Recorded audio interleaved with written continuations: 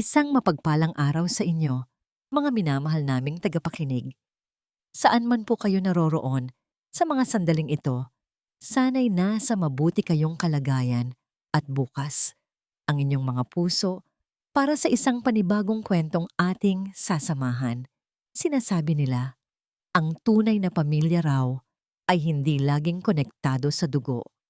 Minsan, mas matimbang pa ang bigkis na nabubuo sa katapatan, sa pag-aalaga at sa pagmamahal na walang hinihinging kapalit. Pero paano kung ang katapatan na yon ang maging mitya ng isang digmaang sisira sa lahat ng iyong pinaniniwalaan? Halina't pakinggan natin ang kwento ni Sinag sa kabanatang pinamagatang Ang Ambulansya sa Hacienda del Sol. Hindi, huwag po, pakiusap. Ang tinig ni Sinag ay halos mapunit sa pagitan ng pagmamakaawa at purong desperasyon. Bawat hibla ng kanyang katawan ay sumisigaw ng pagtutol. Ang kanyang mga palad ay walang tigil sa pagkatok sa malamig na salamin ng bintana ng puting ambulansya, isang sasakyang dapat ay simbolo ng pag-asa, ngunit ngayon ay nagmistulang karwahe ni kamatayan. Isara niyo na yan, ang mariing utos na narinig niya mula sa kanyang likuran. Iyon ang tinig ni Kael Montenegro, ang amo niyang lalaki. Ang dating tinig na puno ng kabaitan ay ngayon ay kasing tigas at kasing lamig ng bato. Nakatayo ito ilang hakbang mula sa kanya. Ang gwapo nitong mukha ay nababalutan ng galit at pagkasuklam. Sa tabi nito, na parang isang perpektong anghel na may pusong demonyo, ay si Mahalina Imperial. Nakakapit ito sa braso ni Kael. Ang mukha ay nagpapakita ng pagkabalisa, ngunit sa mga mata nito, sa mga matang iyon na nakatitig kay Sinag, ay may isang munting kislap ng tagumpay. Sir Kael, maawa po kayo. Hindi niyo po alam ang ginagawa ninyo. Niloloko niya po kayo. Sigaw ni Sinag. Ang mga luha ay malayang dumadaloy sa kanyang mga pisngi, ngunit para lamang siyang hangin na hindi naririnig. Ang mga pinto sa likuran ng ambulansya ay nagsara na may malakas na kalabog na tila isinasara na rin ang huling hibla ng kanyang pag-asa. Sa loob, nakahiga si Doña Liwayway, ang matandang ginang na itinuring na niyang pangalawang ina. Ang mga matay walang buhay at nakatitig lamang sa kawalan. Habang nakatingin sa nag-aapoy na galit sa mga mata ni Kael, hindi napigilan ni Sinag na maglakbay pabalik ang kanyang isipan. Sa araw na una siyang tumuntong sa lugar na ito, 6 na buwan na ang nakalipas. 6 na buwan na ang nakalipas, ang Hacienda del Sol ay isang paraiso sa kanyang mga mata. Mula sa Baryo Pag-asa, kung saan ang alikabok at kahirapan ay kanyang pang-araw-araw na kasama, ang hacienda ay isang panaginip. Ang malawak na lupain ay nababalutan ng lunti ang mga halaman. Ang amoy ng mga bulaklak ng rosal at sampagita ay humahalimuyak sa hangin. At ang mansyon ay nakatayo na, parang isang palasyo mula sa mga kwentong bayan. At sa gitna ng lahat ng iyon, sinalubong siya ng isang nanangiti na kasing init ng sikat ng araw sa umaga. Ikaw na ba si Sinag? Tanong ni Doña Liwayway Montenegro.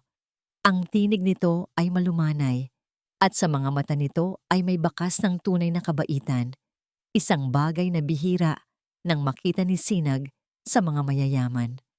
Opo, senyora, ako po, magalang niyang sagot habang nakayuko. Huwag mo akong tawaging senyora, Doña Liwayway o Nay Liwayway na lang kung gusto mo, sabi ng matanda at marahan itong hinawakan ng kanyang kamay. Halika, pumasok ka. Mula ngayon, bahagi ka na ng pamilyang ito. Ang mga salitang yon ay tumatak sa puso ni Sinag at sa mga sumunod na linggo napatunayan niyang hindi iyon mga salita lamang. Si Doña Liwayway ay naging higit pa sa isang amo. Naging kaibigan ito, isang ina-inahan. Ngunit sa paraisong yon, may isang ahas na nagkukubli sa likod ng isang magandang mukha.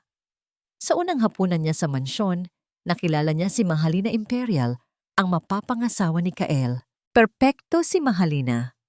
Ang bawat kilos, bawat salita ay tila pinag-aralan.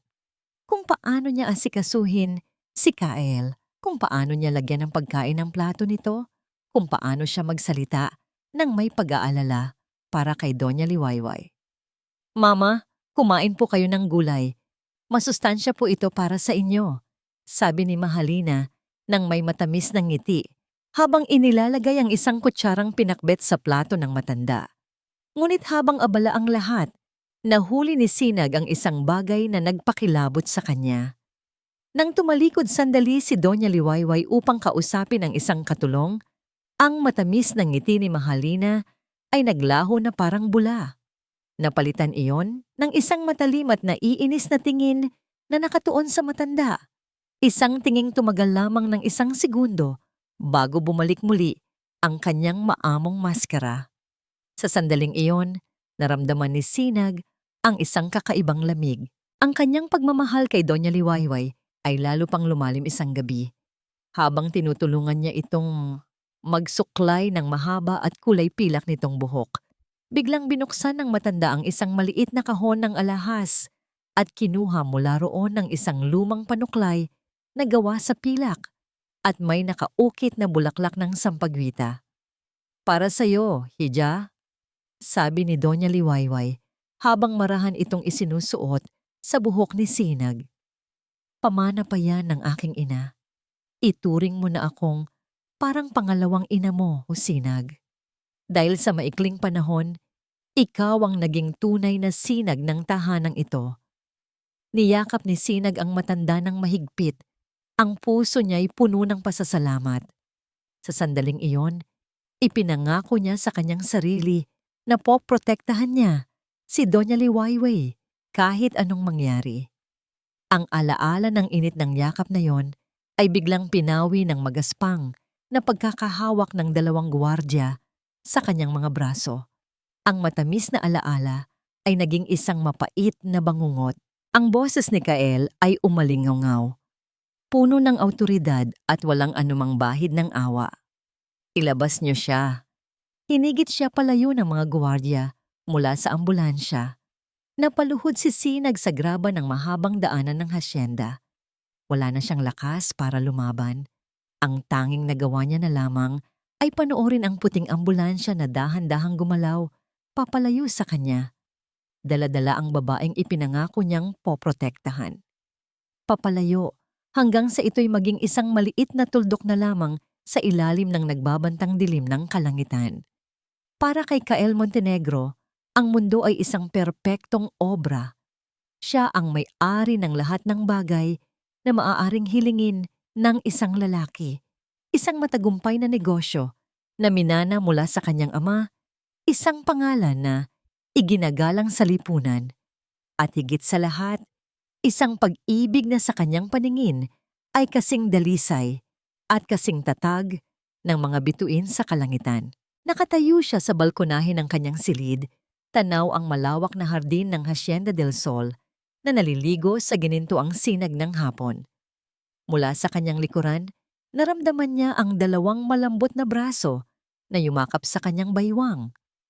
Ang pamilyar na halimuyak ng mga bulaklak ng jasmine, ang pabango ni Mahalina, ang siyang kumumpleto sa kanyang perpektong hapon. Ang lalim yata ng iniisip mo, mahal ko. Bulong ni Mahalina sa kanyang tainga.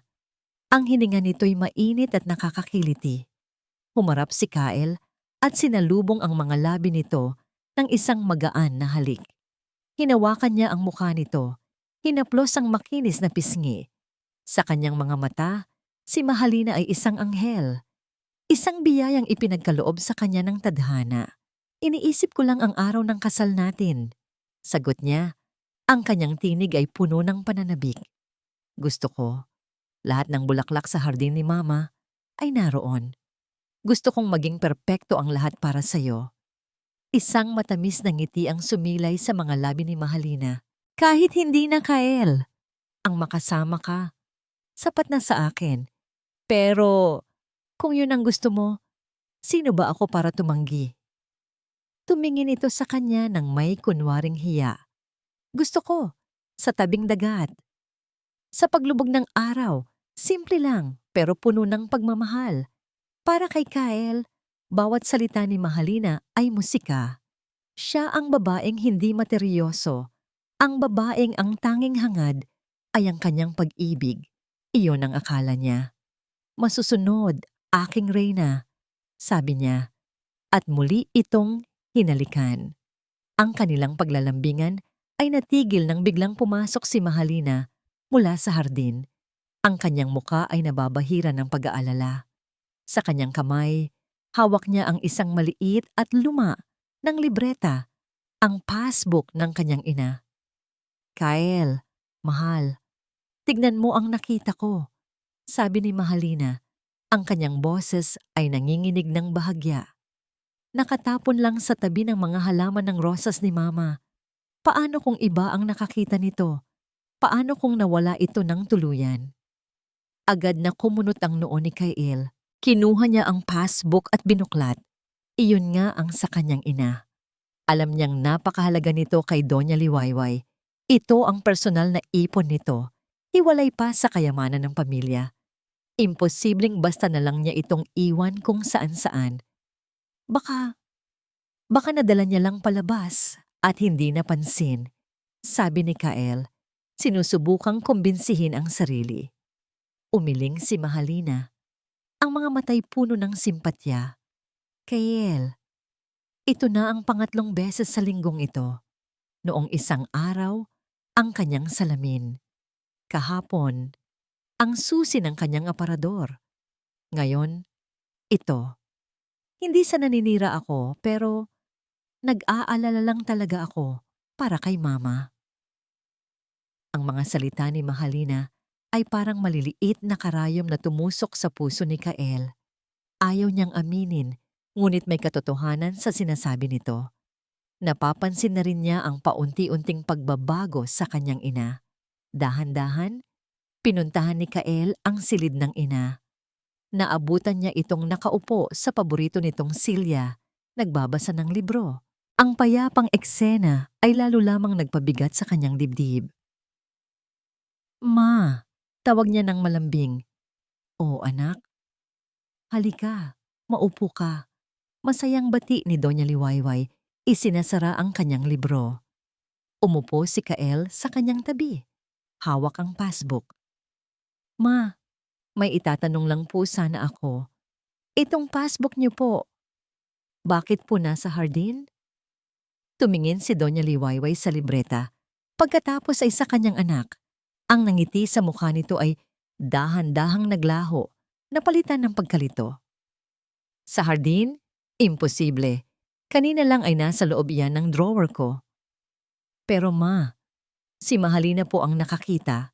Nakakalat lang daw po sa tabi ng mga rosas. Hindi maari. Giit ng matanda. Ang kanyang boses ay nagsimulang manginig. Hinawakan niya ang kanyang ulo.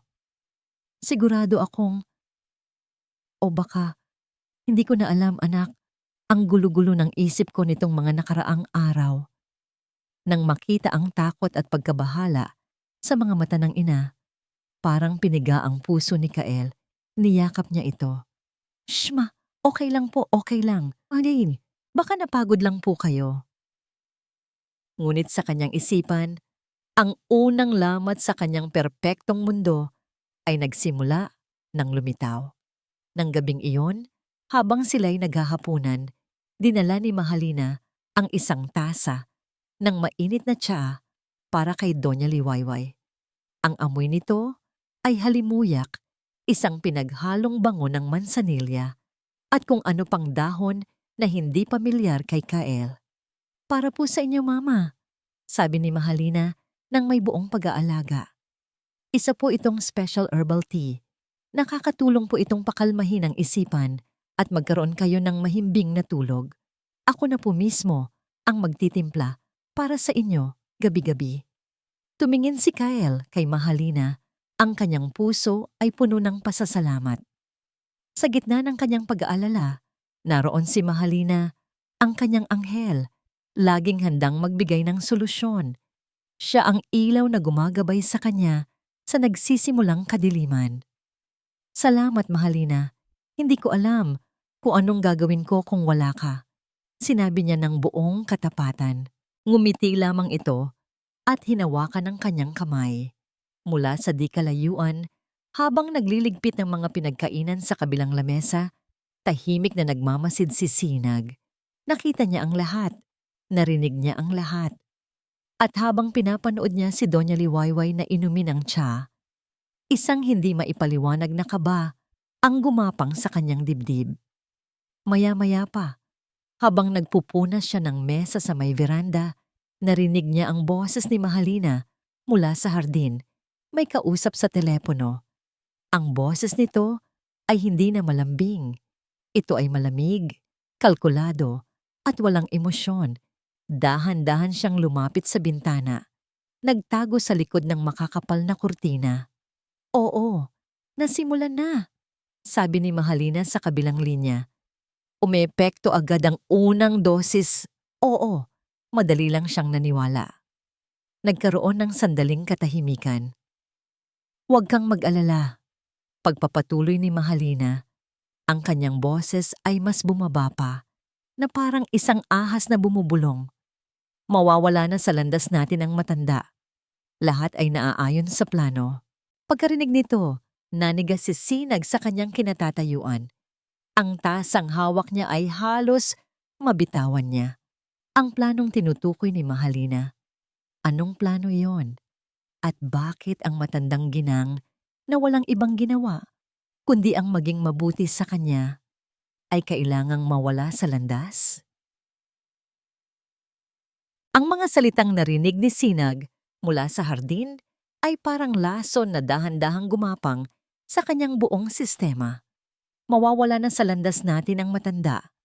Lahat ay naaayon sa plano. Ang mga salitang iyon ay paulit-ulit na umalingaw-ngaw sa kanyang isipan, isang malagim na kantang hindi niya maiwaksi. Mula ng gabing iyon, ang bawat kilos ni Mahalina ay naging isang palaisipan para sa kanya. Ang bawat ngiti, bawat yakap na ibinibigay nito kay Doña Liwayway ay isa ng pagbabalat kayo. At ang sentro ng lahat ng kanyang paghihinala ay ang tasa ng tsaa na buong ingat na inihahanda ni Mahalina gabi-gabi. Isang gabi, matapos mahimbing na makatulog si Doña Liwayway, pumasok si Sinag sa kusina upang maglinis. Naroon pa sa ibabaw ng mesa ang tasetsera at ang tasang pinag-inuman ng matanda. May natira pang kaunting likido sa ilalim nito. Ang amoy ay pamilyar. Mansanilya. Ngunit meron pang ibang amoy. Isang bagay na tila amoy lupa at medyo mapakla. Tumingin siya sa kanyang paligid. Walang tao. Ang tanging maririnig lamang ay ang mahinang tunog ng orasan sa dingding. Dala ng hindi mapakaling kaba, dahan-dahan niyang itinaas ang tasa. Ipinikit niya ang kanyang mga mata at inilapit ito sa kanyang labi. Tinikman ang natirang likido. Isang mapait na lasa ang biglang kumalat sa kanyang dila. Isang pait na hindi pangkaraniwan sa isang tsa. Ngunit hindi lang yon. Pagkatapos ng ilang sandali, naramdaman niya ang isang bahagyang pamanhid, isang kakaibang pakiramdam na tila kinikiliti ang dulo ng kanyang dila. Mabilis niyang iminulat ang kanyang mga mata, ang puso niya ay nagsimulang kumabog ng mas mabilis. Ito ay hindi ordinaryong tsa. Sigurado siya roon. Sa mga sumunod na araw, ang kalusugan ni Doña Liwayway ay kapansin-pansing ng hina. Madalas itong nakatulala, tila malalim ang iniisip. May mga pagkakataong tinatawag niya si Sinag sa ibang pangalan, at pagkatapos ay bigla itong magugulat at hihingi ng tawad. Ang dating sigla sa mga mata nito ay napalitan ng ulap ng pagkalito at takot. Ang lahat ay humantong sa isang gabi kung kailan nagkaroon ng isang maliit na salo-salo sa mansyon. Naroon ang ilang malalapit na kaibigan ng pamilya. Kabilang sa mga bisita, si Senyora Matilda, ang matalik na kaibigan ni Doña Liwayway mula pa pagkabata.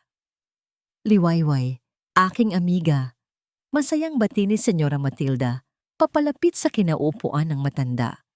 Ngunit sa halip na isang masayang pagsalubong, Ang natanggap niya ay isang blangkong tingin. Tinitigan ni Doña Liwayway ang kaibigan na para bang isa itong estranghero. "Pilar, ikaw ba yan, kapatid ko?" Tanong ni Doña Liwayway, ang kanyang boses ay mahina at nag-aalangan. Si Pilar ay ang kanyang kapatid na matagal nang pumanaw. Isang nakabibinging katahimikan ang bumalot sa sala. Nanlaki ang mga mata ni Senyora Matilda. Hindi makapaniwala. "Liwayway, ako ito, si Matilda." Biglang nagbago ang anyo ni Doña Liwayway. Ang pagkalito sa kanyang mukha ay napalitan ng pagkataranta. "Hindi! Huwag kang lalapit sa akin, sino ka?" Sigaw nito habang nanginginig na umatras sa kanyang silya. Bago pa man may makakilos, mabilis na lumapit si Mahalina. Niyakap niya si Doña Liwayway na parang isang batang natatakot.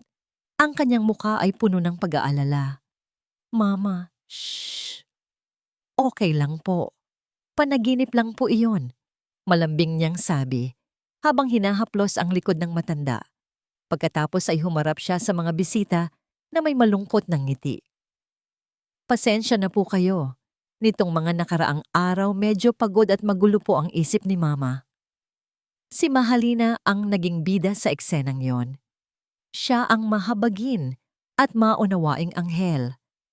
Ngunit nakita ni Sinag, mula sa kanyang kinatatayuan, sa gilid ng silid, ang isang mabilis na kislap sa mga mata nito. Isang kislap ng tagumpay bago ito muling nagsuot ng maskara ng pagkaawa. Matapos umalis ang mga bisita, ang bigat ng kahihiyan-hiyan at sakit ay bumagsak sa buong kabahayan. Nakita ni Sinag si Kael na nakatayo sa gitna ng sala. Ang kanyang mga kamay ay nakakuyom. Nang lapitan nito ang ina, na ngayon ay tahimik nang umiiyak sa isang sulok. Ang kanyang boses ay may talim na hindi pa naririnig ni Sinag kailanman. "Ma, ano po ba ang nangyayari sa inyo?" tanong ni Kael. Hindi galit, kundi puno ng pait at pagkadismaya. "Ipinahiya niyo po ako. Ipinahiya niyo po ang sarili ninyo sa harap ng lahat." Iyon ang unang pagkakataon na narinig ni Sinag na pagtaasan ng boses ni Kael ang kanyang ina. Bawat salita ay parang isang sampal, hindi lang para kay Doña Liwayway, kundi pati na rin sa kanya. Habang umiiyak na pumasok sa kanyang silid, si Doña Liwayway, lumapit si Mahalina kay Kael. Hinawakan nito ang braso ng lalaki. Ang kanyang boses ay isang aliw na bulong. "Kael, mahal, huwag mong sisihin ang sarili mo at lalong huwag mong sisihin si Mama," sabi nito. Siguro panahon na para humingi tayo ng tulong. May kilala akong isang magaling na espesyalista. Isang doktor na maaring makatulong sa atin na maintindihan kung ano ang nangyayari kay Mama. Para din ito sa kapakanan niya." Tumingin si Kael kay Mahalina. Ang kanyang mga matay puno ng pasasalamat at paghanga. Sa gitna ng kaguluhan, naroon na naman ang kanyang anghel, nag-aalok ng kalinawan at pag-asa. Tumango siya ng walang pag-aalinlangan. Nang gabing iyon, habang nagliligpit sa kusina, nakita ni Sinag ang pinagtimplahan ng tsaa. Ang mga basang dahon at kung ano-ano pang sangkap ay itinapon na ni Mahalina sa basurahan. Isang ideya ang biglang pumasok sa kanyang isipan. Isang ideyang mapanganib, ngunit kailangan niyang gawin. Muli, sinigurado niyang walang nakatingin. Mabilis niyang kinuha ang isang maliit na piraso ng plastik mula sa lalagyan.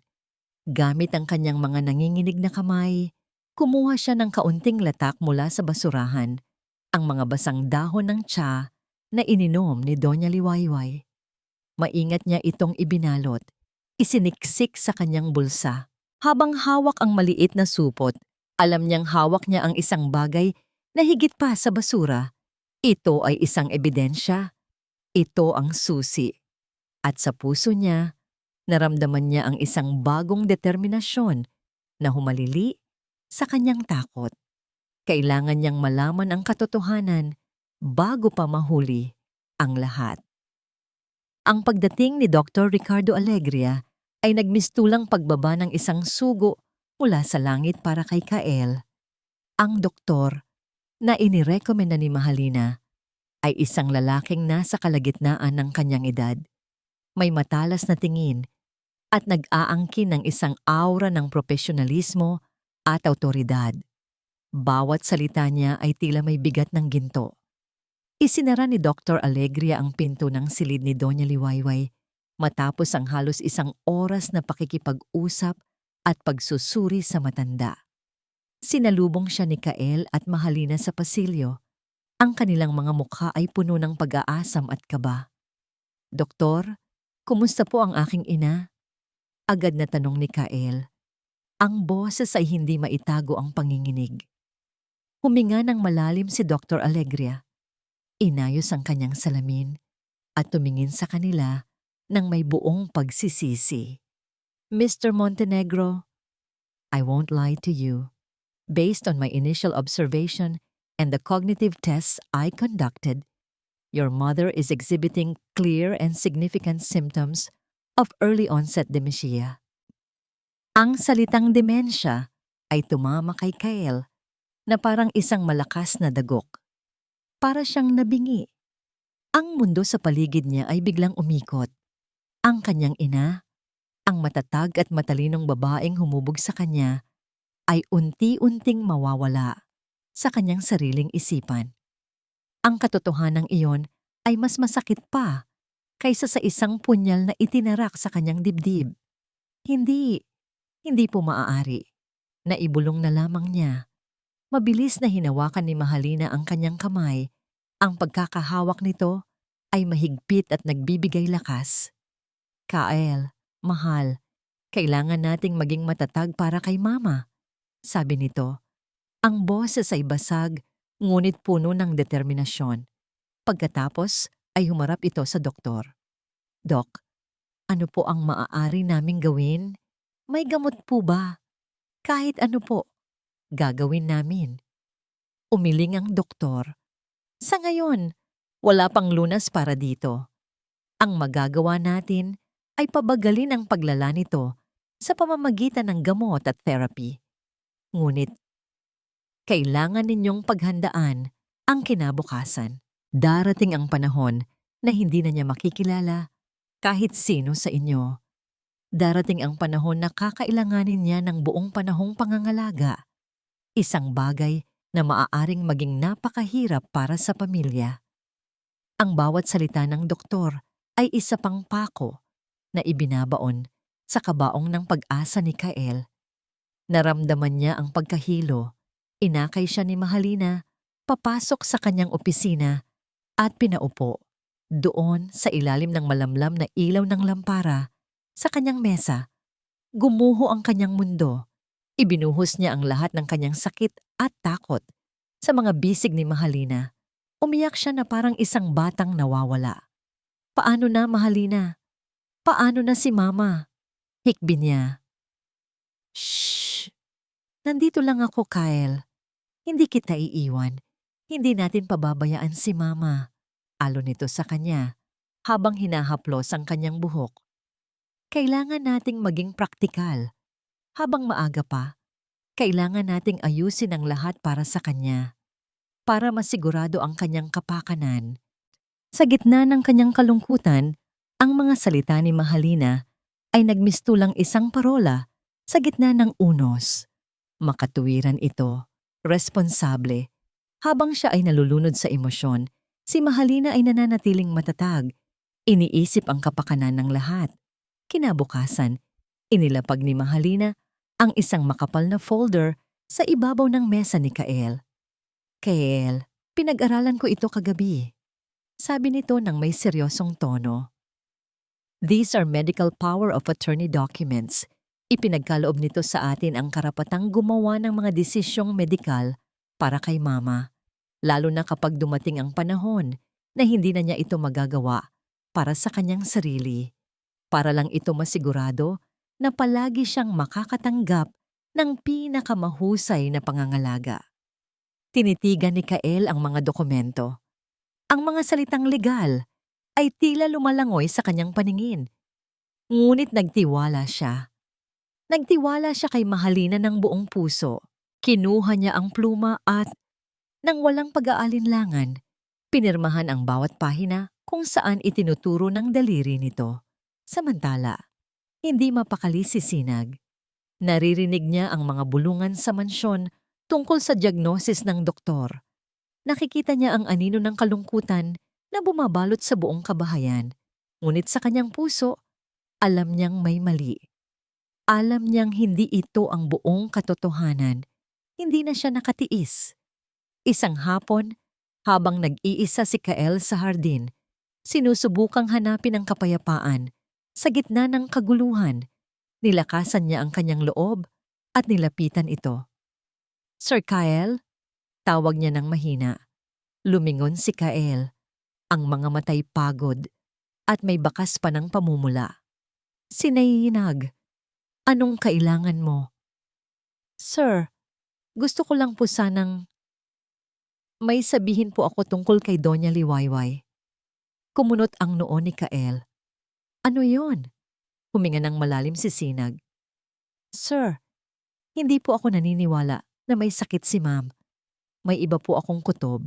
Tungkol po sa tsaan na ipinapainom ni Ma'am Mahalina."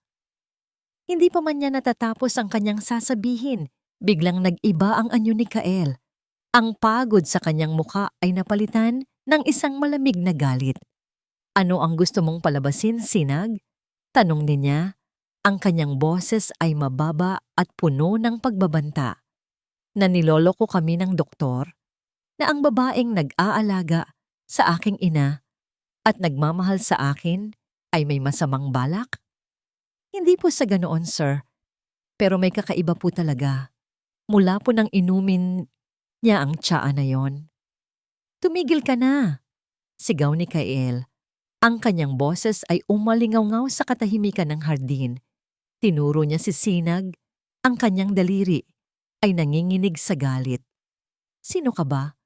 Para kwestiyonin ang lahat. Isa ka lang katulong. Anong alam mo? Naiinggit ka lang ba kay Mahalina? Naiinggit ka ba dahil siya ang mahal ko at hindi ikaw?" Ang mga huling salita ni Kael ay tumama kay Sinag na parang isang malakas na sampal. Naramdaman niya ang pag-init ng kanyang mga pisngi at ang pagtubig ng kanyang mga mata.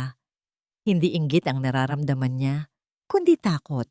Takot para sa babaeng itinuring na niyang ina. "Tandaan mo ang iyong lugar, Sinag." Pagpapatuloy ni Kael, ang bawat salita ay may diin. "At bilang pagsisimula, ayokong makita kang lumalapit pa sa aking ina. Naiintindihan mo? Si Mahalina na ang mag-aalaga sa kanya mula ngayon. Baka kung ano pang lason ang ilagay mo sa isipan niya." Tumalikod si Kael at iniwan siyang nakatayo roon, wasak ang puso. Ang kanyang babala ay hindi lamang binaliwala, kundi sinuklian pa ng masasakit na paratang. Habang pinapanood niya ang amo na papalayo, alam ni Sinag na ang pader na itinayo ni Mahalina sa paligid ni Kael ay mas mataas at mas matibay kaysa sa inaakala niya. At siya, kasama ang kanyang katotohanan, ay naiwang mag-isa sa labas, walang magawa. Ang utos ni Kael ay isang pader na bakal na biglang itinayo sa pagitan ni Sinag at ni Doña Liwayway. Bawal na siyang pumasok sa silid ng matanda. Bawal na siyang mag-alaga. Bawal na siyang magtanong. Ang bawat sulok ng mansyon na dating nagbibigay sa kanya ng pakiramdam ng isang tahanan ay naging isang malamig na bilangguan. Ang tanging nagagawa na lamang niya ay panoorin mula sa malayo si Mahalina na lalong nagiging anino ni Doña Liwayway. Palaging may dalang isang tasa ng tsa. Ngunit ang kawalang magawa ay isang apoy. Habang tumatagal, ito ay nagiging isang nagbabagang determinasyon. Alam ni Sinag na hindi siya maaaring manahimik na lamang. Kailangan niya ng katibayan at kailangan niya ng kakampi. Isang gabi, habang ang lahat ay natutulog na, pinuntahan niya ang maliit na silid Sa likod ng garahe kung saan natutulog si Mang Bayani, ang matandang tsuper ng pamilya. Si Mang Bayani ay mahigit 20 taon nang nagsisilbi sa mga Montenegro. Nakita niyang lumaki si Kael. Ang kanyang katapatan ay nasa pamilya, lalo na kay Doña Liwayway. Kumatok si Sinag ng 3 beses. Ang kanilang sikretong hudyat. Agad na bumukas ang pinto. Sinag, anong ginagawa mo rito? Delikado, pabulong na sabi ni Mang Bayani. Wala na po akong ibang malalapitan, Mang Bayani. Sagot ni Sinag. Ang boses ay puno ng pakiusap. Inilabas niya ang maliit na supot ng plastik na naglalaman ng mga latak ng tsaa. Alam niyo po, at alam ko po na may mali. Mula nang uminom si senyora ng tsaa ni Mahalina, doon na po siya nagsimulang manghina. Tinitigan ni Mang Bayani ang supot. Pagkatapos ay tumingin sa mga mata ni Sinag na puno ng determinasyon. Tumango siya. Matagal na akong nagsisilbi sa pamilyang ito. Kilalang kilala ko si Senyora Liwayway. Hindi siya nagkaganito ng walang dahilan. Ano ang plano mo? Kailangan ko pong makapasok sa kwarto ni Ma'am Mahalina. Sigurado po akong may itinatago siya roon. Kinabukasan isinagawa nila ang kanilang mapanganib na plano habang si Mahalina ay abala sa pakikipag-usap sa telepono sa hardin. Sinimulan ni Mang Bayani ang kanyang parte. Nagkunwari siyang may inaayos sa ilalim ng sasakyan malapit sa poste ng ilaw sa labas at sinadya niyang ibagsak ang isang mabigat na kagamitang metal. Ang malakas na kalabog ay umagaw sa atensyon ng gwardiyang nagbabantay sa pasilyo. Nang lumabas ito upang tignan kung ano ang nangyari, iyon na ang hudyat ni Sinag. Dala ang master key na nakuha ni Mang Bayani. Mabilis at tahimik siyang pumasok sa silid ni Mahalina.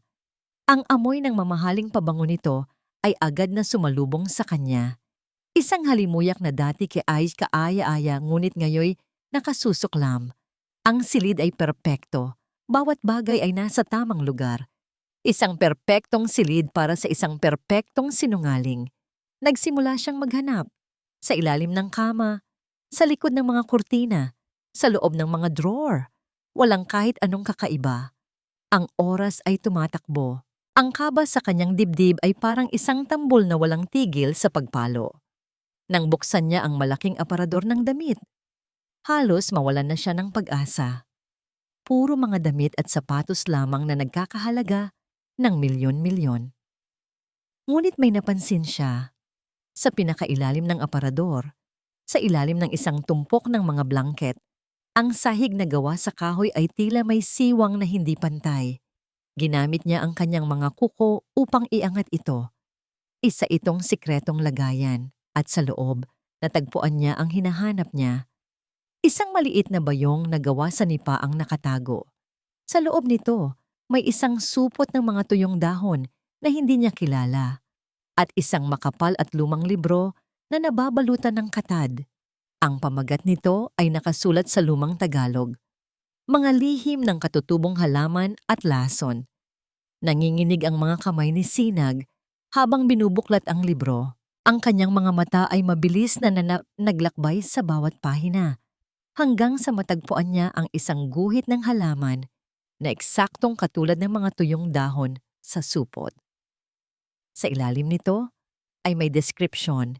Kinuha niya ang kanyang telepono at mabilis na kinuhanan ng litrato ang pahina.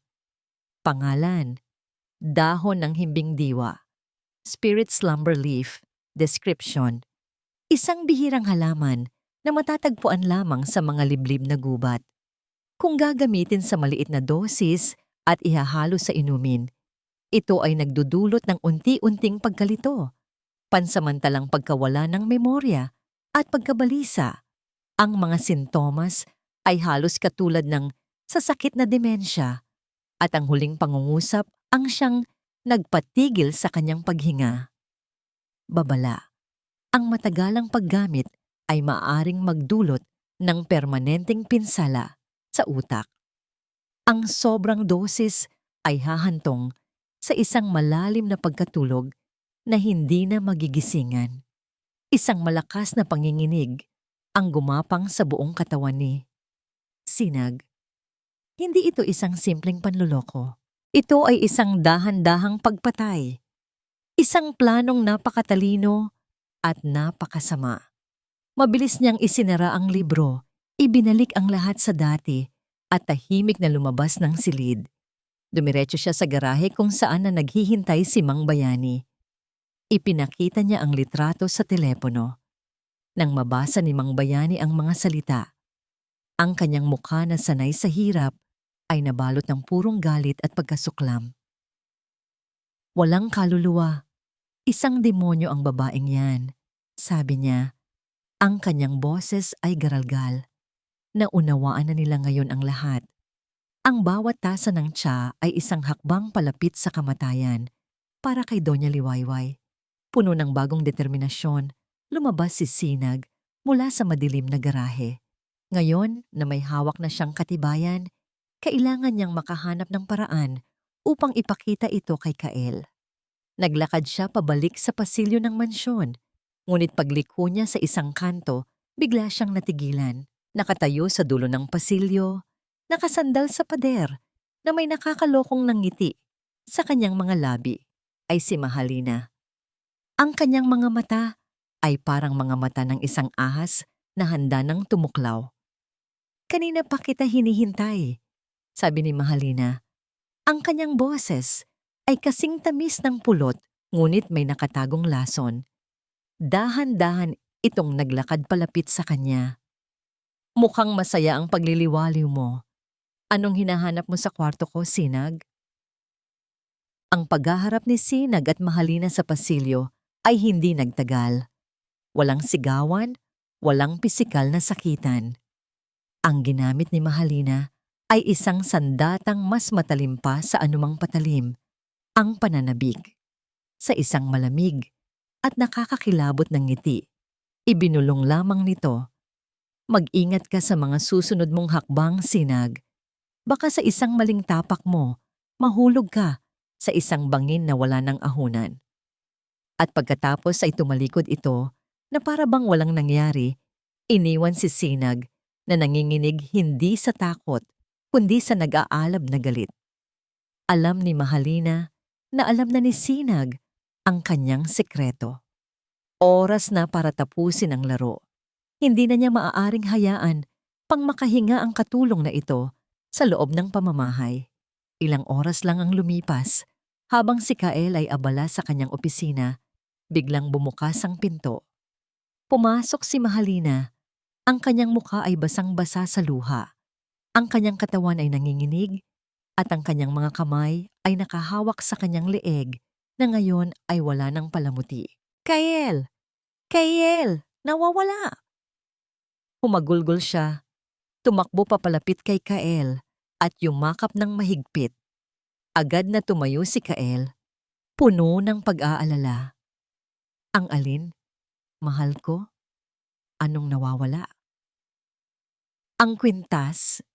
Ang kwintas na bigay sa akin ng lola ko bago siya mamatay. Ang kwintas na may diamante. Inilagay ko lang sa ibabaw ng tokador ko para maligo at pagbalik ko, wala na. Wala na, Kael. Sigaw niya sa gitna ng kanyang mga hikbi. Ang kwintas na yon ay hindi lang basta alahas. Ito ang pinakamahalagang pag-aari ni Mahalina o yun ang palagi niyang sinasabi. Naramdaman ni Kael ang pag-akyat ng galit sa kanyang dibdib. Isang pagnanakaw sa loob mismo ng kanyang pamamahay. Sino ang maglalakas loob? Bulong ni Kael sa sarili, ang kanyang mga kamay ay nakakuyom na. Humarap sa kanya si Mahalina, ang mga matay puno ng takot at pag-alinlangan. Hindi ko alam, Kael, pero kanina, habang naliligo ako, nakita kong pumasok si Sinag sa pasilyo malapit sa kwarto ko. Hindi sa nagbibintang ako, pero sino pa ba ang gagawa nito?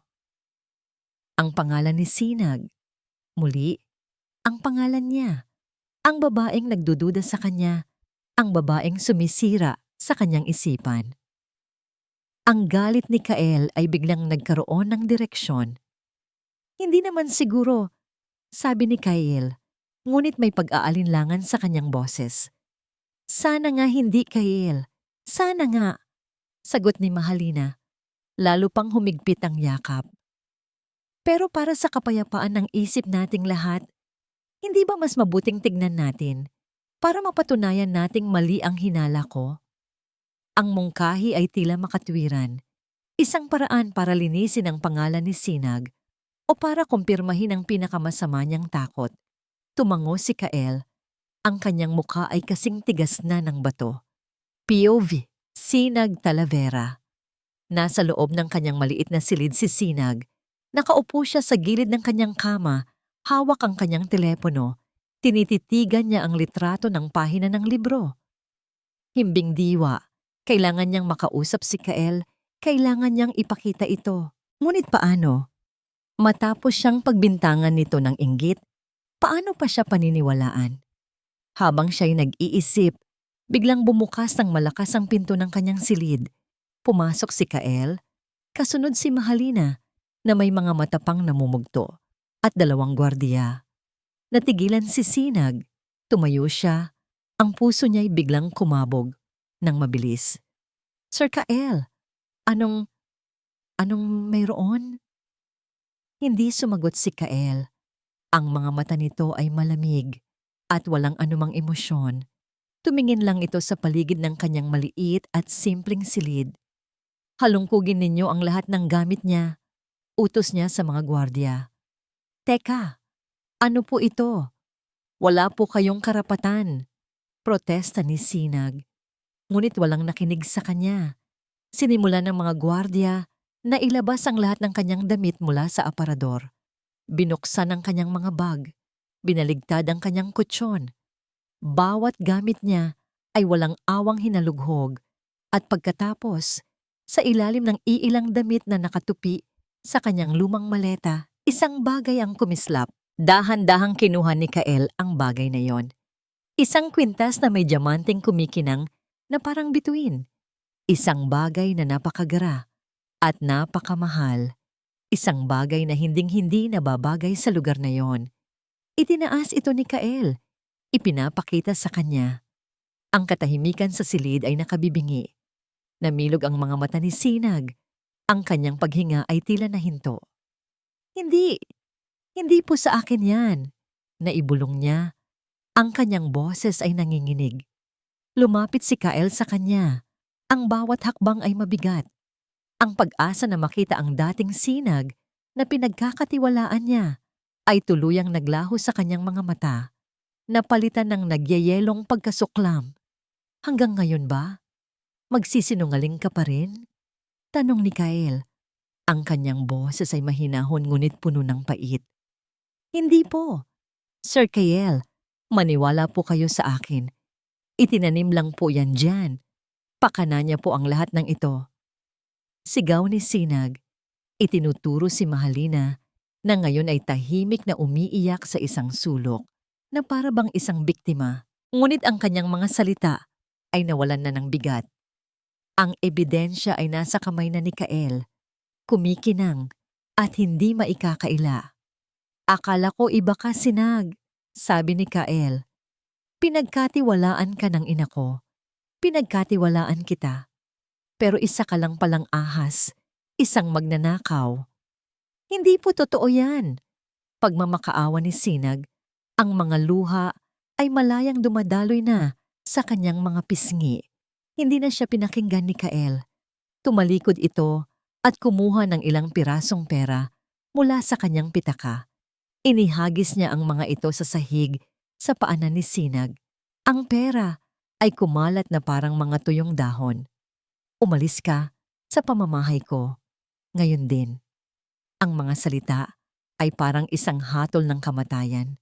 Isang malamig at pinal na utos.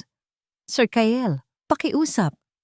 Mga gwardiya, sigaw ni Kael. Hindi na lumingon pa. Ilabas niyo siya. Siguraduhin niyong hindi na siya makakatapak pa sa kahit isang pulgada ng lupain ng Hacienda del Sol. 2 magaspang na kamay ang humawak sa magkabilang braso ni Sinag. Hinila siya palabas ng silid, palabas ng mansyon habang ang kanyang mga pagmamakaawa ay naglalaho na lamang sa hangin. Ang huling nakita niya ay ang anino ni Mahalina na nakatayo sa likod ni Kael. At sa aninong iyon, kahit saglit lang, nakita niya ang isang nangiti ng ganap na tagumpay. Ang malakas na tarangkahan ng Hacienda del Sol ay nagsara sa likuran ni Sinag na may bigat ng isang pinto ng bilangguan. Ang tunog na yon, ang siyang huling tuldok sa kanyang buhay sa lugar na yon. Dala lamang ang maliit na bag ng damit at ang kahihiyang bumabalot sa kanyang buong pagkatao. Nagsimula siyang maglakad palayo. Walang tiyak na patutunguhan. Hindi nagtagal. Ang langit na kanina pa madilim ay bumuhos ng isang malakas na ulan. Ang bawat patak ay malamig. Tumatagos sa kanyang damit at balat. Ngunit ang lamig na yon ay walang-wala kumpara sa nagyayelong sakit sa kanyang puso. Ang mga luhang dumadaloy sa kanyang pisngi ay humalo na sa tubig ulan. Hindi na niya alam kung alin ang luha at kung alin ang ulan. Naglakad siya ng naglakad. Ang isip ay blanko.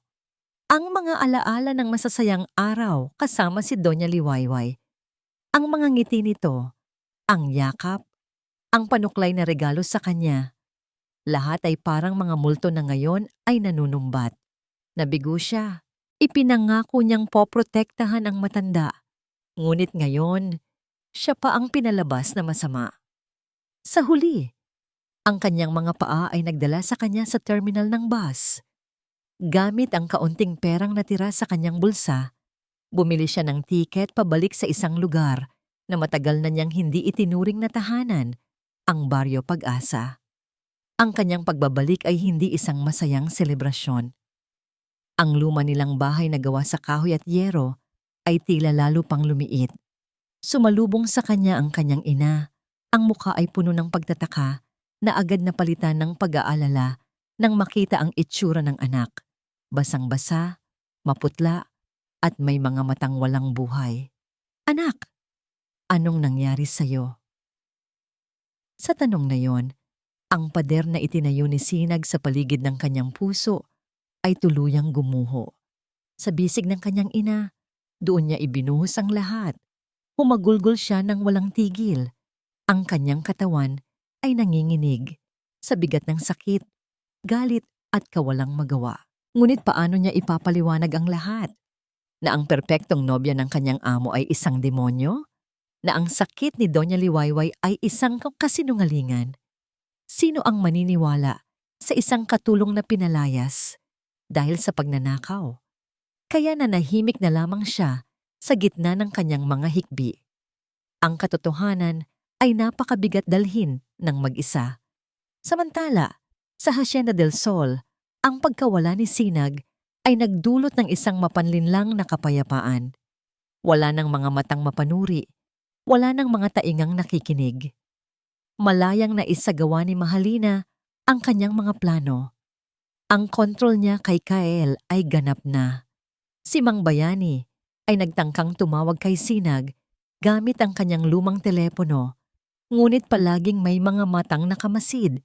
Isang beses, habang siya'y nasa garahe, akmang tatawag na sana siya nang biglang sumulpot ang isa sa mga bagong gwardiya ni Mahalina.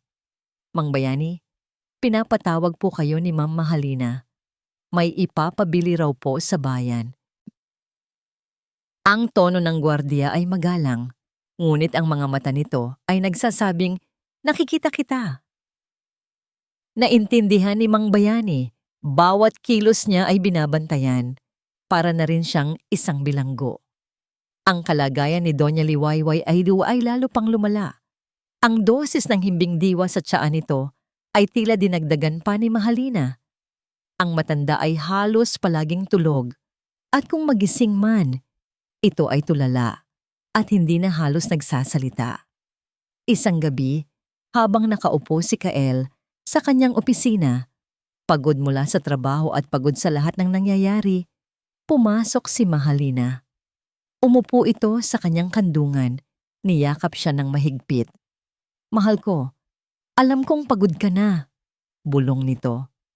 Nakikita ko ang paghihirap mo at sa tingin ko, Ang pag-aalaga kay mama dito sa bahay ay lalo lang nagpapahirap sa kanya at sa atin. Tumingin si Kael sa kanya. Ang mga matay walang kislap. Anong ibig mong sabihin? May nahanap akong lugar. Isang private nursing facility sa isang probinsya sa Timog.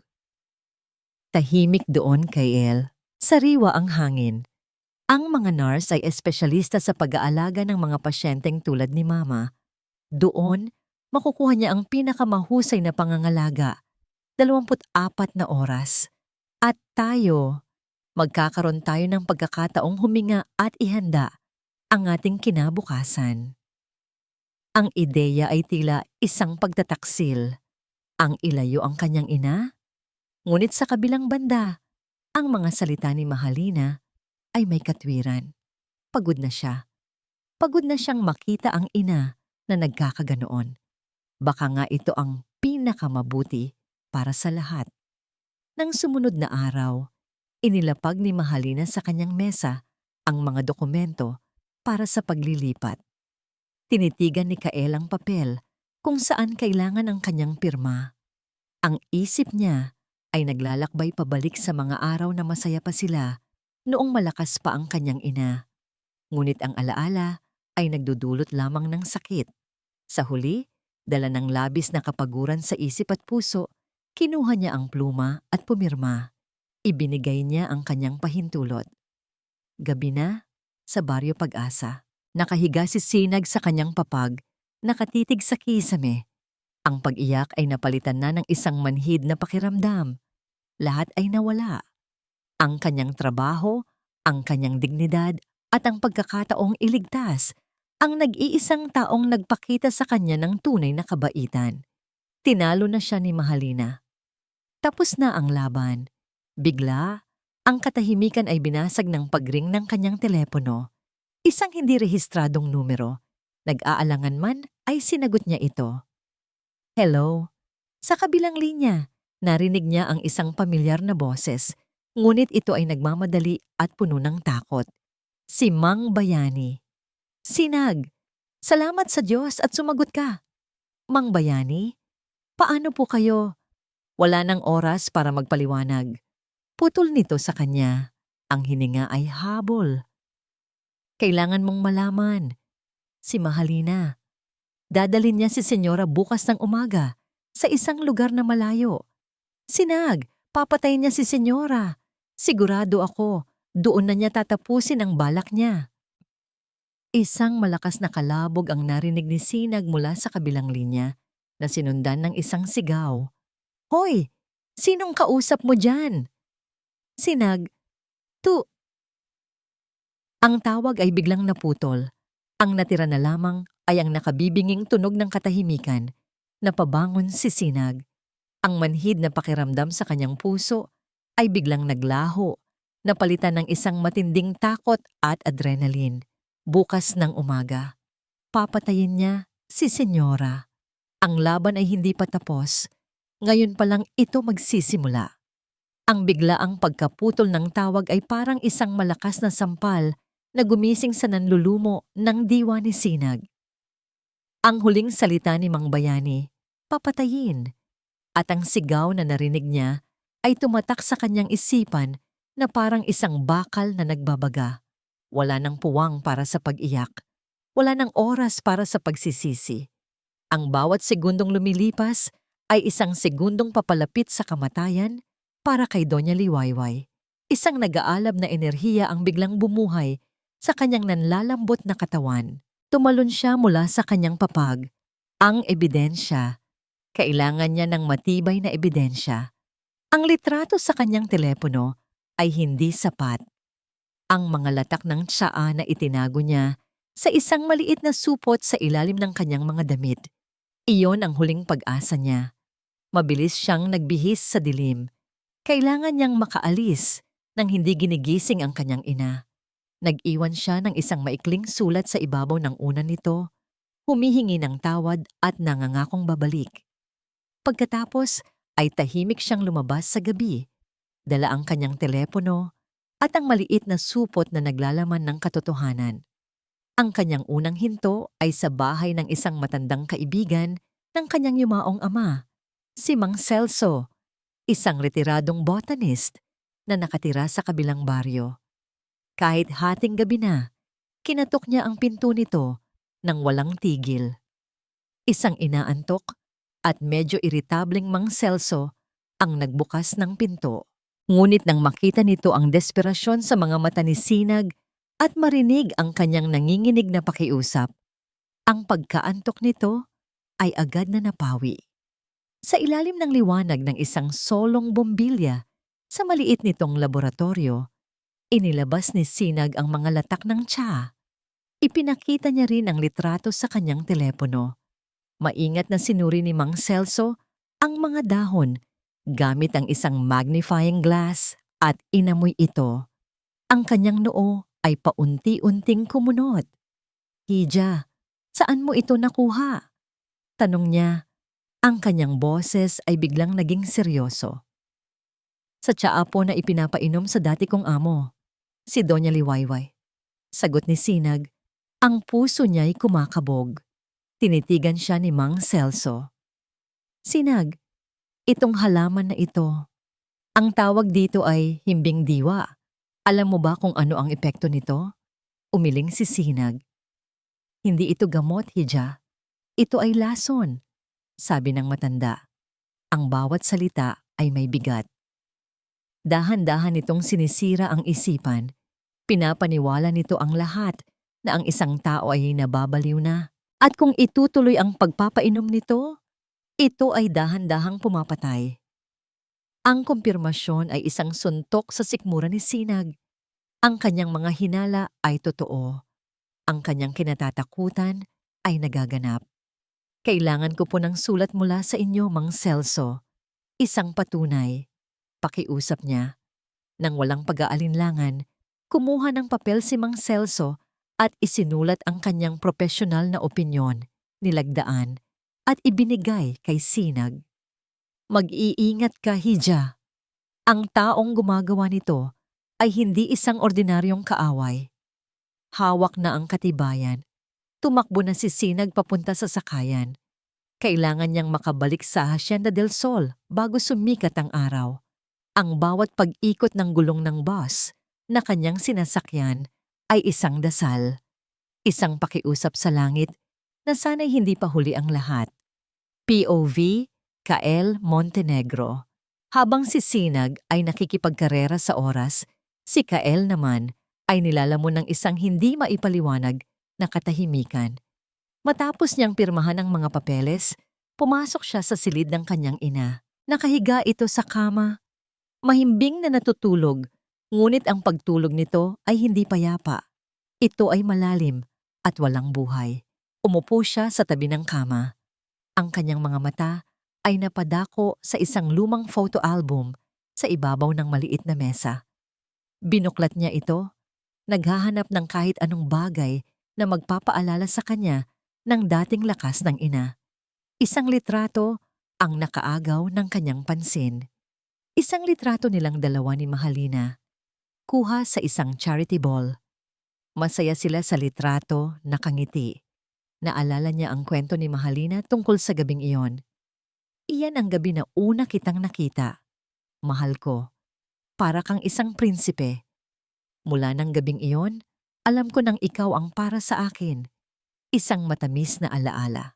Ngunit habang tinititigan niya ang petsa na nakasulat sa gilid ng litrato, October 15, 2024, isang ibang alaala ang biglang lumitaw sa kanyang isipan. Isang alaalang matagal nang natabunan ng mga kwento ni Mahalina. Ang katotohanan ay hindi sila unang nagkita sa gabing iyon. Nagkita sila isang buwan bago pa ang charity ball na yon. Ipinakilala sila sa isa't isa ng isang business associate sa isang formal na lunch meeting, isang simpleng pagpupulong. Walang kislap, walang mahika. Bakit siya nagsinungaling? Isang maliit na bagay lang naman yon. Isang puting kasinungalingan para gawing mas romantiko ang kanilang kwento. Ngunit bakit? Ang maliit na lamat na iyon sa kanyang tiwala ay biglang naging isang malaking bitak. Mula sa bitak na yon, nagsimulang umalingaw-ngaw sa kanyang isipan ang mga salita ni Sinag. Niloloko niya po kayo. May kakaiba po talaga sa tsa. Bigla niyang naalala ang mabilis na paghina ng kanyang ina. Eksakto. Nagsimula nga ang lahat ng simulan ni Mahalina, ang pagtitimpla ng tsaa. At ang doktor?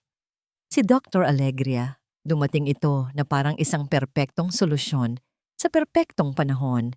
Lahat ay masyadong perpekto, masyadong maayos. Isang malamig na kaba ang biglang gumapang sa kanyang likuran. Isang pakiramdam na para siyang isang tau-tauhan sa isang perpektong isinulat na dula. Tumayo siya, ang puso niya'y nagsimulang kumabog ng malakas.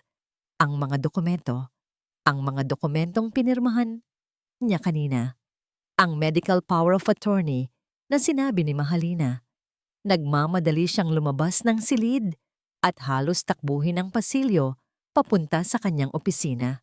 Ang kanyang mga kamay ay nanginginig habang binubuksan ng ilaw. Hinanap niya ang folder na iniwan ni Mahalina sa kanyang mesa. Naroon, isang kulay kapeng folder na may nakasulat na Montenegro Medical Directives. Ang kanyang hininga ay tila nabara sa kanyang lalamunan. Dala ng isang biglaang pangangailangan na malaman ang katotohanan. Binuksan niya ang folder. Ang kanyang puso ay dumadagundong sa bawat paglipat ng pahina. Ang ilaw mula sa lampara sa mesa ni Kael, ang tanging liwanag sa loob ng kanyang opisina. Ngunit ang dilim sa kanyang puso ay mas makapal pa kaysa sa gabi sa labas. Nanginginig ang kanyang mga kamay habang binabasa niya ang mga dokumento. Hindi na bilang isang nagtitiwalang kasintahan, kundi bilang isang taong desperadong naghahanap ng katotohanan. Hindi iyon simpleng medical power of attorney. Oo. Naroon ang bahaging iyon, ngunit nakatago sa ilalim ng mga komplikadong legal na terminolohiya ay isang bagay na mas malala pa. Ito ay isang lasting power of attorney. Ipinagkakaloob nito kay Mahalina ang ganap na kontrol, hindi lang sa mga desisyong medikal, kundi pati na rin sa lahat ng ari-arian at pananalapi ni Doña Liwayway. Sa sandaling ideklara ng isang doktor na wala na sa tamang pag-iisip ang matanda, isang doktor na si Mahalina mismo ang nagdala, ang lahat ng yaman ni Doña Liwayway ay mapupunta sa mga kamay ng kanyang magiging manugang. Isang malamig na pawis ang tumagaktak sa noo ni Kael. Ito ay isang perpektong bitag, pero hindi pa yon ang katapusan. Sa ilalim ng mga dokumento, may nakasiksik na ilang pirasong papel, mga printout ng mga email sa pagitan ni Mahalina at ni Dr. Alegria. Binasa ni Kael ang mga ito at sa bawat salita, ang kanyang mundo ay gumuho ng paunti-unti. Ricardo, kailangan nating bilisan. Nagiging problema na ang katulong. Iset mo na ang appointment sa Biyernes. Walang problema, Mahalina. Ihanda mo na lang ang pangalawang installment ng bayad. Ang diagnosis ay handa na. Siguraduhin mong kapani-paniwala. Ayokong magkaroon ng anumang duda, si Kael. Magtiwala ka sa akin. Sa sandaling mapirmahan niya ang mga papeles, ang matanda ay atin na. Ang hangin ay tila naubos sa silid. Si Dr. Alegria ay hindi isang doktor, isa siyang kasabwat. Ang demensya ay isang kasinungalingan. Ang pag-aalala ni Mahalina ay isang pagbabalat kayo. Ang pag-ibig na inakala niyang purong-puro ay isang lason na mas masahol pa sa anumang halaman. Isang nag-aapoy na galit ang pumalit sa panlalamig na kanyang naramdaman. Isang galit na nakatuon, hindi lamang kay Mahalina, kundi pati na rin sa kanyang sarili, sa kanyang katangahan, sa kanyang pagkabulag. Pinaniwalaan niya ang bawat ngiti, bawat halik, bawat kasinungalingan, at sa proseso, isinadlak niya ang sarili niyang ina sa bingit ng kamatayan. Sa sandaling iyon, ang tunog ng isang sasakyan na paparating ay umalingaw-ngaw mula sa labas. Sumilip siya sa bintana. Ang puting ambulansya. Dumating na sila. Kasabay ng pagdating ng ambulansya ang pagdating ng umaga. Ang maputlang sinag ng araw ay nagsimula nang dumampi sa lupain ng hasyenda. Lumabas si Kael sa kanyang opisina. Ang kanyang mukha ay isang maskara ng kalmadong galit. Naabutan niya si Mahalina sa pasilyo, nagbibigay ng instruksyon sa 2 nurse na may dalang stretcher. Mahalina, tawag ni Kael. Ang kanyang boses ay walang emosyon. Lumingon si Mahalina. Isang malungkot ngunit matatag na ngiti ang ibinigay sa kanya. Gising ka na pala, mahal. Oras na. Para din ito sa kapakanan ni Mama. Hindi sumagot si Kael. Naglakad siya papalapit. Ang bawat hakbang ay mabigat. Nang nasa harapan na niya ito, itinaas niya ang mga printout ng email. Ang nangiti ni Mahalina ay dahan-dahang naglaho. Samantala, sa labas ng tarangkahan, isang bus ang huminto. Bumaba si Sinag. Ang kanyang buhok ay magulo. Ang kanyang damit ay lukot. Ngunit ang kanyang mga mata ay nag-aalab. Tumakbo siya papunta sa tarangkahan, ngunit hinarang siya ng mga gwardiya. Hindi ka na pwedeng pumasok dito, sabi ng isa. Kailangan kong makausap si Sir Kyle. Emergency ito. Pagmamakaawa niya, ngunit hindi sila nakinig. Sa loob, ang komprontasyon ay nagsisimula na. Inilabas ng mga nurse si Doña Liwayway na nakahiga sa stretcher. Ang matanda ay tila tulog na tulog. Ano ito, Kyle? Tanong ni Mahalina. Sinusubukang bawiin ang kanyang composure.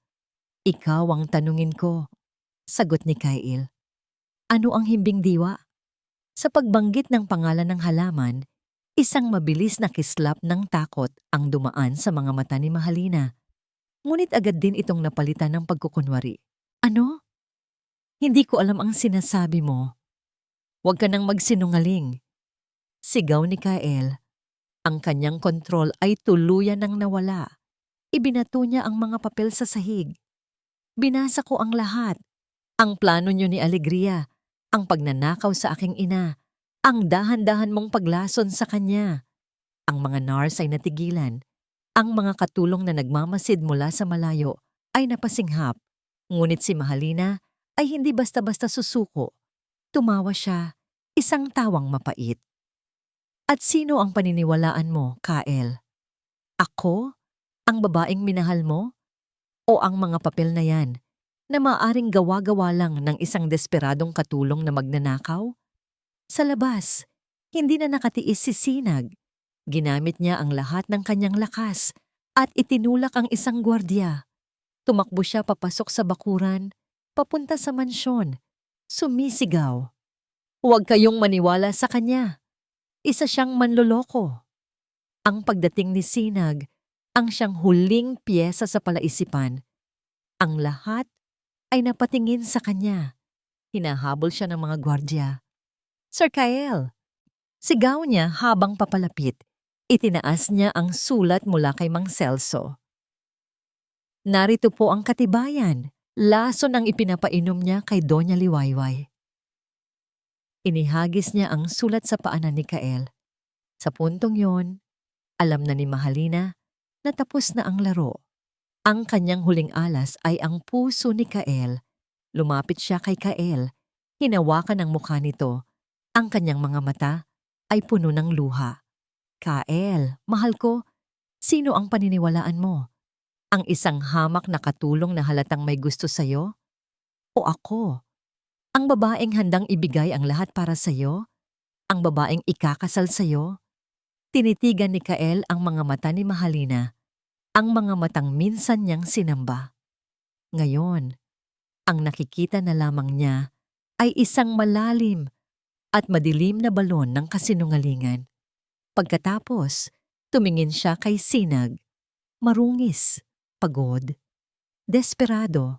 Ngunit sa mga mata nito, nakita niya ang isang bagay na matagal na niyang hindi nakikita kay Mahalina, ang katotohanan. At sa huli, ang kanyang mga mata ay napunta sa kanyang ina na walang malay na nakahiga sa stretcher.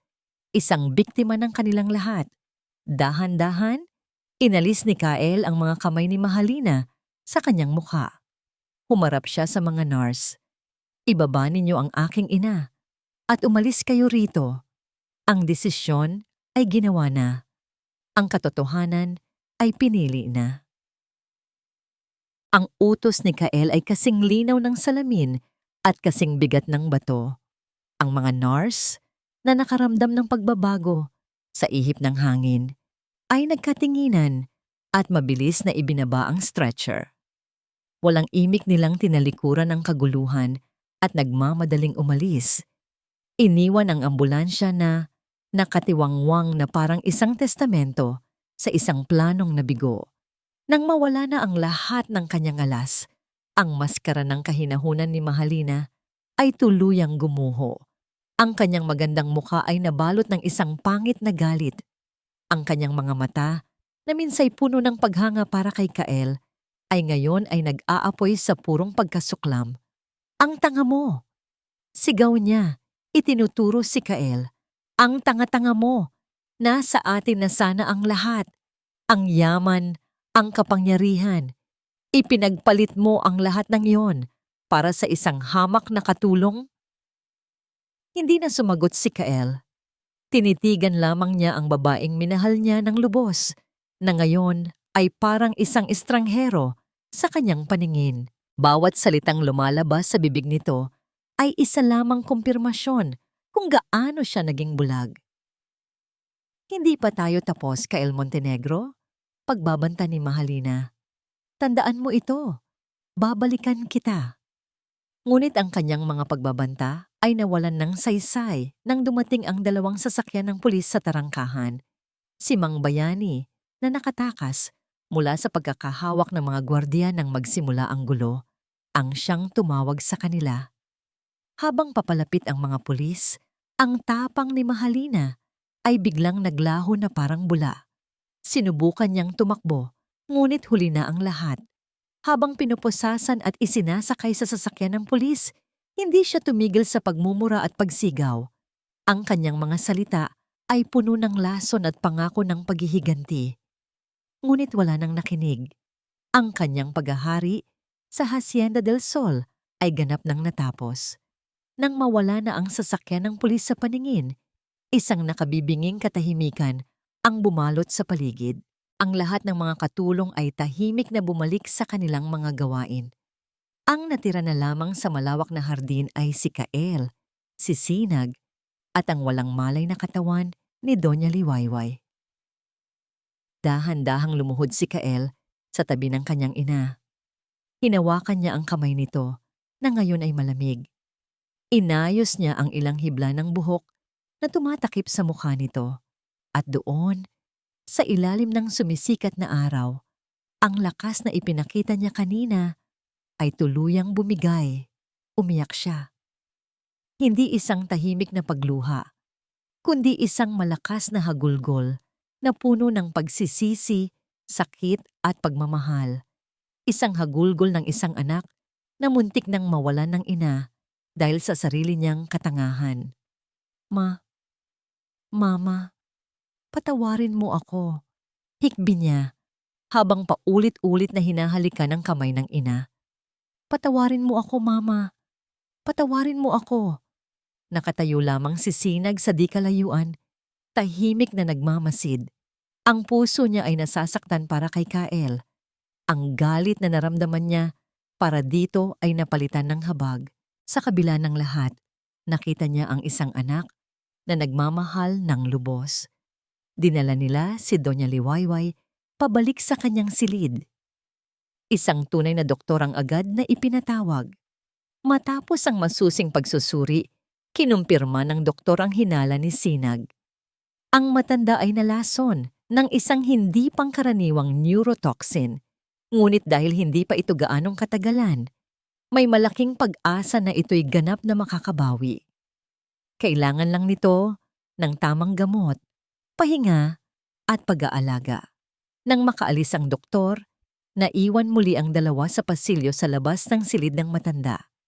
Nagahari ang isang nakakailang nakatahimikan sa pagitan nila. Sa wakas, si Kael ang unang nagsalita. Hindi tumitingin kay Sinag. Patawad, Sinag. Ang kanyang boses ay mahina at basag. Patawad sa lahat ng sinabi ko, sa lahat ng ginawa ko. Tama ka. Naging bulag ako. Tumingin si Sinag sa kanya. Ang lalaking nasa harapan niya ngayon ay hindi na ang aroganteng amo na nagpalayas sa kanya. Ito ay isang taong wasak. Isang taong pinagsisiklaban ng kandila sa magkabilang dulo. Wala na po yon, Sir Kael. Mahina niyang sagot. Huwag mo na akong tawaging sir. Sabi ni Kael, sa wakas ay tumingin na sa kanya. Ang kanyang mga mata ay puno ng isang emosyong hindi pa nakikita ni Sinag dati.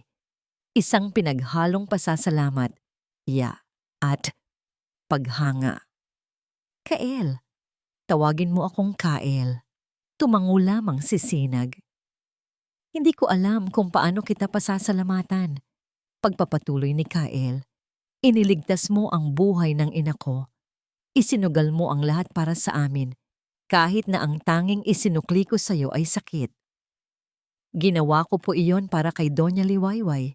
Mahal ko po siya, sinabi ni Sinag ng buong katapatan. Sa mga sumunod na araw, isang bagong simula ang dahan-dahang nabuo sa loob ng Hacienda del Sol. Si Sinag at Kael ay nagtulungan sa pag-aalaga kay Doña Liwayway. Sa una ay may pagkailang, ngunit habang tumatagal, ang kanilang mga kilos ay nagkaroon ng isang natural na ritmo. Nagpapalitan sila ng pagbabantay, sabay silang naghahanda ng pagkain, at nag-uusap sila tungkol sa mga simpleng bagay habang naghihintay na magising ang matanda. Isang hapon, ilang linggo matapos ang insidente, nagkaroon ng milagro. Dahan-dahang iminulat ni Doña Liwayway ang kanyang mga mata. Ngunit sa pagkakataong ito, wala na ang ulap ng pagkalito. Ang kanyang mga mata ay malinaw. Tumingin siya sa paligid, at ang kanyang tingin ay huminto sa 2 taong nasa tabi ng kanyang kama, ang kanyang anak at ang babaeng itinuring na niyang anak. Isang mahinang ngiti ang sumilay sa kanyang mga labi. Dahan-dahan niyang itinaas ang kanyang 2 kamay. Kinuha niya ang kamay ni Kael at pagkatapos ay kinuha niya ang kamay ni Sinag at sa isang kilos na puno ng kahulugan, pinagpatong niya ang mga kamay ng 2. Hindi siya nagsalita, hindi na kailangan. Ang kanyang mga mata at ang kanyang labanang ngiti ay nagsabi na ng lahat. Sa gitna ng pagkawasak, isang bagong pamilya ang nagsisimulang mabuo. Isang pamilyang hindi binuo ng dugo, kundi ng sakripisyo, pagpapatawad at isang pag-ibig na nasubok ng apoy. Ngunit ang paghilom ay isang mahabang proseso. Nag-aalangan si Kael na mag-alok at si Sinag ay hindi sigurado sa kanyang lugar. Isang gabi, habang naglalakad sila sa hardin, tinanong ni Kael, "Sinag, gusto kong manatili ka rito." Natigilan si Sinag. "Hindi bilang katulong." Mabilis na dugtong ni Kael. "Gusto kong ikaw ang mamahala sa hasyenda. Ikaw ang maging katuwang ko sa lahat ng bagay." Ang alok ay nakabitin sa hangin, kasama ang mga tanong na hindi pa nasasagot. Ano ang magiging tugon ni Sinag? Handa na ba siyang magtiwala muli?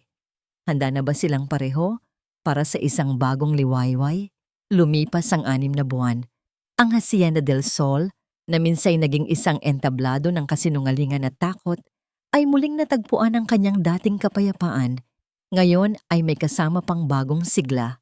Ang mga bulaklak sa hardin ay tila mas makukulay at ang hangin ay tila mas sariwa, na parang ang kalikasan mismo ay nagdiwang sa pagtatagumpay ng kabutihan. Tinanggap ni Sinag ang alok ni Kael, ngunit ang kanyang pagtanggap ay may kasamang kondisyon.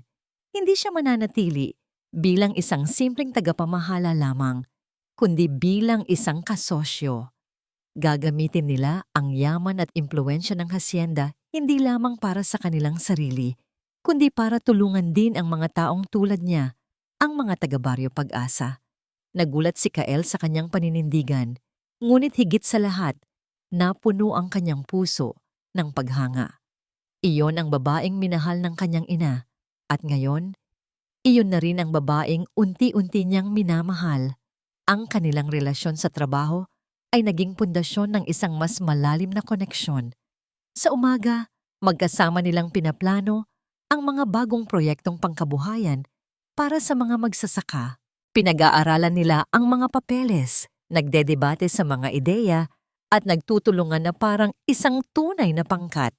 Nakita ni Kael ang talino at tapang ni Sinag, habang nakita naman ni Sinag ang kababaang loob at ang tunay na ginintuang puso ni Kael na natabunan lamang ng pagkakamali. Sa hapon ang kanilang oras ay para kay Doña Liwayway. Ang matanda ay ganap ng nakabawi. Ang tanging naiwan na lamang sa kanyang alaala sa madilim na kabanatang iyon ay isang malalim na pasasalamat para kay Sinag at isang bagong pagpapahalaga sa buhay. Ang paborito niyang gawain ay ang dalhin ang dalawa sa kanyang hardin ng mga rosas. Ang pag-ibig ay parang pag-aalaga ng rosas, mga anak. Madalas niyang sabihin habang tinuturuan si Sinag kung paano mag-alaga ng mga bulaklak. Kailangan ng pasensya, kailangan mong tanggalin ang mga tinik ng nakaraan. Kailangan mo itong diligan ng tiwala at hayaang masikatan ng araw ng katotohanan. At sa tamang panahon, ito'y mamumukadkad sa paraang hinding-hindi mo inaasahan. Ang mga salita ni Doña Liwayway ay palaging may dalang mas malalim na kahulugan at alam iyon ni Kael at Sinag. Ang kanilang mga kamay ay madalas na nagkakadikit habang sila'y nag-aayos ng halaman at ang bawat pagkakataong yon ay nagdudulot ng isang pamilyar na kuryenteng gumagapang sa kanilang mga ugat. Isang araw, tinupad ni Kael ang isang pangako. Isinama niya si Sinag pauwi sa Baryo Pag-asa. Ngunit sa pagkakataong ito, hindi sila dumating na mga estranghero. Dumating sila na may dalang mga truck ng materyales para sa pag-aayos ng maliit na paaralan at mga supply para sa health center. Sinalubong sila ng mga ngiti at pasasalamat. Doon, sa gitna ng mga taong nakakakilala sa kanya mula pagkabata, nakita ni Kael si Sinag sa isang bagong liwanag. Nakita niya ang Sinag na nagbibigay pag-asa sa kanyang komunidad. "Salamat, Kael," sabi ni Sinag habang sila'y nakaupo sa labas ng kanilang lumang bahay, pinapanood ang mga bata na masayang naglalaro. "Salamat sa pagtupad sa pangarap ko para sa kanila." "Hindi, Sinag. Ako ang dapat magpasalamat," sagot ni Kael. Ang kanyang mga mata ay nakatitig sa kanya ng may buong katapatan. "Ikaw ang nagturo sa akin kung ano ang tunay na kayamanan. Hindi ito nasa pera o sa lupain, nasa puso ito ng mga taong minamahal mo." Ang pag-iwasan ng tingin at mga damdaming hindi masabi ay natapos sa isang gabi. Ilang linggo pagkatapos noon, ang hasyenda ay tahimik, naliligo sa liwanag ng buwan. Naglalakad sila sa parehong hardin, kung saan minsan ay sinigawan at pinaratangan ni Kael si Sinag. Huminto si Kael at humarap sa kanya. Walang mga magagarang salita, walang mga engrandeng kilos. Ang tanging naroon ay ang dalisay na katotohanan sa kanyang mga mata. "Sinag," simula niya, ang kanyang boses ay bahagyang nanginginig. "Noong una, akala ko ang pag-ibig ay parang isang perpektong kwento. Walang mali, walang pagkukulang. Ngunit tinuruan mo ako na ang tunay na pag-ibig ay hindi perpekto. Ito ay magulo. Ito ay masakit. At higit sa lahat, ito ay totoo." Hinawakan niya ang mga kamay ni Sinag. Ang mga kamay na dati naglilinis ng kanyang tahanan ay ngayon ang mga kamay na gusto niyang hawakan habang buhay. "Hindi ko nababawiin ang mga pagkakamali ko sa nakaraan dahil ang mga iyon ang nagdala sa akin sa iyo ngayon. Pero ipinapangako ko mula sa araw na ito na gagawin ko ang lahat para maging karapat-dapat sa pagmamahal mo, kung papayag ka." Ang mga luha ay nagsimulang mamuo sa mga mata ni Sinag, ngunit hindi ito mga luha ng sakit, kundi mga luha ng kaligayahan. Isang kaligayahang matagal niyang inakala na hindi para sa kanya. Sa Hacienda del Sol, natagpuan ko ang isang amo. Sabi niya, ang kanyang boses ay basag. Pagkatapos, natagpuan ko ang isang ina. At ngayon, tumingin siya sa mga mata ni Kael, ang kanyang puso ay umaapaw sa pag-ibig. Ngayon, natagpuan ko na ang aking tahanan. Sa ilalim ng tahimik na pagsaksi ng buwan at ng mga bituin, ang kanilang mga labi ay nagtagpo. Isang halik na naghuhugas sa lahat ng sakit ng nakaraan. Isang halik na sumiselyo sa isang pangako. Isang halik na siyang simula ng kanilang bagong kabanata. Mula sa bintana ng kanyang silid, tahimik silang pinapanood ni Doña Liwayway. Sa kanyang mga labi, isang ngiti ng purong kaligayahan ang sumilay. Ang kanyang hardin ay kumpleto na. Ang kanyang pamilya ay buo na. Ang sinag ng bagong umaga ay tuluyan ng dumating sa Hacienda del Sol. At dito nagtatapos ang kwento ni Sinag at Kael sa isang bagong umaga na puno ng pag-asa sa Hacienda del Sol. Mula sa kaibuturan ng aking puso, nais kong magpasalamat sa bawat isa sa inyo na muling sinamahan ako sa panibagong paglalakbay na ito. Ang pagsulat sa kwento ni Sinag at Kael ay isang paalala sa akin na ang pinakamagagandang salaysay ay hindi laging nagsisimula sa kislap at kilig, kundi madalas ay nahuhubog mula sa mga pagsubok, luha at pagbangon. Nais kong lumikha ng isang kwentong magbibigay diin na kahit gaano pa kadilim ang gabi, palaging mayroong isang sinag ng pag-asa na naghihintay sa umaga. Sana, sa pagtatapos ng kanilang kwento, ay may naiwan itong isang munting aral sa ating mga puso, na ang tunay na pamilya ay pinipili, na ang kapatawaran ay ang pinakadakilang anyo ng pagmamahal, at ang bawat isa sa atin, anuman ang ating estado sa buhay, ay may kakayahang maging bayani sa sarili nating paraan. Ngayon, nais ko namang marinig ang inyong tinig. Ano ang pinakapumatak na eksena sa inyong isipan? Anong aral ang inyong babaunin mula sa kwentong ito? Ibahagi po ninyo ang inyong mga saloobin sa ibaba. Ang bawat komento ninyo ay isang yakap na nagbibigay inspirasyon sa akin na magpatuloy sa pagsusulat.